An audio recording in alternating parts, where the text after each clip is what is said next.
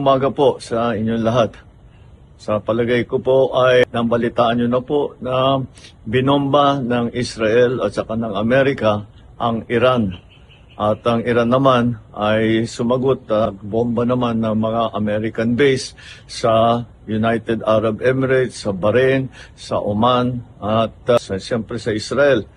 Alam naman natin na napakarami ang Pilipino diyan sa bandang Middle East. I'm sure nag-aalala kayo sa inyong mga kilala, mga kaibigan at mga kaanak na nandun. Mula nung nabalitaan natin na nagsimula itong gera, ay nag-monitor na kami kahapon pa ng late afternoon sa ating mga embassy, sa ating mga labor attaché, sa lahat ng mga embassy natin doon sa Middle East.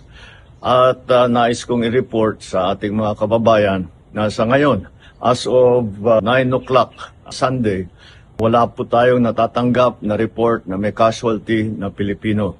Wala pong Pilipino ang namatay, wala na Pilipino nang nasaktan. At sa ngayon ay patuloy ang aming pag-monitor para tiyakin na nasa magandang kalagayan ang ating mga kababayan sa Middle East. Ang ating tuloy-tuloy na binabantayan dahil ito'y kailangan natin tuloy-tuloy na bantayan at hindi ito tapos pa. Palagay ko patuloy pa itong gerang ito. Ngunit sa aming latest report ay ang ating mga kababayan ay nasa safe na lugar. At sila ay kapunta sa mga bomb shelter kung saan sila at lumalayo sila doon sa mga bases ng Amerikano upang hindi naman sila mapalapit sa alanganin. Patuloy po ang pagre-report natin habang dumadating po ang report sa akin.